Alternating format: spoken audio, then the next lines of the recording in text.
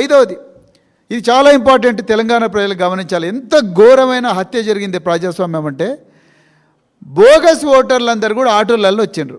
వాళ్ళ చేతిలో జిరాక్స్ కాపీలు ఉన్నాయి, ఎలక్షన్ ఓటర్ ఐడి కార్డులు. అవి ఈ ఓటర్ ఐడి కార్డుల జిరాక్స్ కాపీలో పాపం వాళ్ళకు ఈ ఓటర్ పేరుకు వాళ్ళ పేరుకు అసలు సంబంధమే లేదు. వాళ్ళకు మీ తుమారా నామ్ క్యా హై, నీ పేరు ఏం పేరు అంటే వాళ్ళు చెప్పలేకపోతున్నారు. మీ భర్త పేరు ఏంటంటే చెప్పలేకపోతున్నారు. మీ అడ్రస్ ఏంటంటే చెప్పలేకపోతున్నారు. వాళ్ళు లోపలికి పోతున్నారు. వాళ్ళని ఎవరు అడిగేటోళ్ళు లేరు. పోలీసు వాళ్ళని అడగాలి, రెవెన్యూ యంత్రాంగం అని అడగాలి, ఏపీఓ అని అడగాలి, ప్రిసైడింగ్ ఆఫీసర్ అని అడగాలి. లోపల ఏజెంట్లు ఏమో భయంతో గజగజ వణుకుతున్నారు. నేను శ్రవణ్ గారు తర్వాత మిగతా నాయకులు అందరం పోతే అక్కడ పోలీసు వాళ్ళు ఎవరు లేరు. అక్కడ ఉన్న వాళ్ళందరూ కాంగ్రెస్ వాళ్ళు, ఎంఐఎం వాళ్ళు, మీరు ఇక్కడ ఏం చేస్తున్నారు అంటారు. మరి వాళ్ళు ఏం చేస్తున్నారు అక్కడ? వాళ్ళు ఎందుకు వచ్చారు అక్కడికి? సో ఇక్కడ ఈ గడబడి జరుగుతుంటే ఎగ్జిట్ పాయింట్ నుంచి అందరిని కూడా బోగస్ ఓటర్లు లోపలికి పంపించారు. అట్లా వేల బోగస్ ఓటర్లు తీసుకొచ్చిండ్రు. ఈరోజు క్లియర్గా చెప్తున్నా, వాళ్ళు వచ్చిన వాళ్ళకి వాళ్ళ పేరు కూడా తెలియదు. 13 సంవత్సరాల అమ్మాయితో కూడా ఓటేయించారు. మా దగ్గర వీడియో ఉన్నది. 13 సంవత్సరాల అమ్మాయితో కూడా ఓటేయించారు. అది అడిగినందుకు పావని గౌడ్ గారు, అదేవిధంగా సంగారెడ్డి ఎమ్మెల్యే చింత ప్రభాకర్ గారి మీద దాడి చేసిండ్రు. విపరీతంగా బీఆర్ఎస్ నాయకులను ఆ అల్ఫాల్ఫా స్కూల్ దగ్గర కొట్టిండ్రు.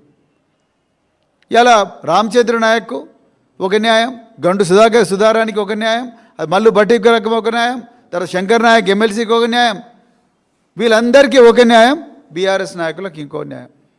టోటల్గా ఇది ఒక ప్లాన్ ప్రకారం రేవంత్ రెడ్డి ఎలక్షన్ కమిషన్తో కుమ్మక్కండి. లేకపోతే ఎలక్షన్ కమిషన్ ఎక్కడ ఫెయిర్గా ఉన్నది? మేము ఎంతో అడిషనల్ బందోబస్తు అడిగినాం. నిజంగా పోలీస్ ఆఫీసర్లు, రెవెన్యూ ఆఫీసర్లు నుండి ప్రతి ఒక్క ఓటర్ను చెక్ చేయాలి కదా, కనీసం ర్యాండమ్గానే చెక్ చేయాలి. పోనీ అన్ని బూతుల్లో చెక్ చేయలేవు, 400 పోలీస్ స్టేషన్ చెక్ చేయలేవు. కనీసం మేము చెప్పిన సెన్సిటివ్ పోలింగ్ స్టేషన్లో చెక్ చేయాలిగా ర్యాండమ్గా, అది కూడా చేయలేదు. Direct royal red carpet entry ఇచ్చిండ్రు వాళ్ళందరికీ. ఇంతకన్నా ఘోరమైన హత్య ఉంటుంది.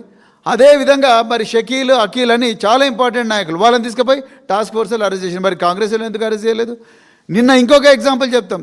ఈరోజు క్యాండిడేట్ నవీన్ యాదవ్ వాళ్ళ ఫాదరు చిన్న శ్రీశైలం యాదవ్, ఆయన రౌడీ షీటర్. ఆయనను మధురానగర్ పోలీస్ స్టేషన్లో పోలీసు వాళ్ళు గుడ్ బిహేవియర్ కోసం 108 సిఆర్పిసి ప్రొసీడింగ్ కింద బైండ్ ఓవర్ చేసిండ్రు.